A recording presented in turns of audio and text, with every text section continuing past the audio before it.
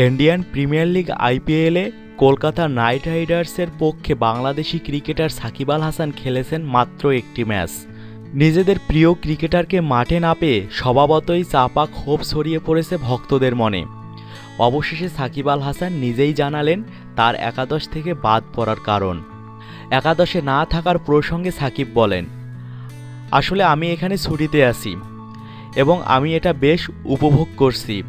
আমি এখানে রিল্যাক্স করছি। আপনিই বলুন, এর থেকে বড় আনন্দের আর কি হতে পারে। তারাও বলছে এই মৌসুমে তোমার বিশ্রাম দরকার, যাতে তুমি চ্যাম্পিয়ন্স ট্রফিতে ভালো খেলতে পারো। তবে একাদশের বাইরে থাকাটাও একটা খেলোয়াড়ের জন্য যে ভালো অভিজ্ঞতা নয়। মাঠের বাইরে থেকে খেলা দেখাটা সুখের অভিজ্ঞতা নয় জানিয়ে সাকিব বলেন, এটা খুবই আলাদা একটা অনুভূতি, বিশেষ করে একজন বাদ পড়া খেলোয়াড়ের জন্য। ওই পরিস্থিতিতে বাইরে থেকে খেলা দেখাটা সম্পূর্ণই ভিন্ন অভিজ্ঞতা।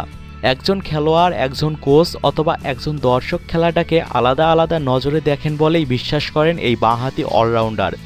খেলাটাকে নতুন এক কোণ থেকে আবিষ্কার করেছেন শেষ কয়েকদিনে, এটা উল্লেখ করে সাকিব বলেন, খেলাটাকে আপনি কিভাবে দেখছেন অনেক কিছুই সেটার উপর নির্ভর করে।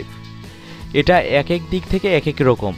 আপনি দর্শক হলে একভাবে দেখবেন, আপনি কোচ হলে অন্যভাবে দেখবেন, আপনি খেলোয়াড় হলে ব্যাপারটা ভিন্ন, আর আপনি যদি বাদ পড়া খেলোয়াড় হন তাহলে ব্যাপারটা আরও আলাদা।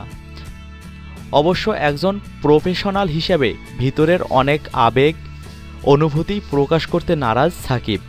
এ মৌসুমে বাদ পড়ার অভিজ্ঞতাকে নিজের ভিতরেই রাখতে চান সাকিব আল হাসান।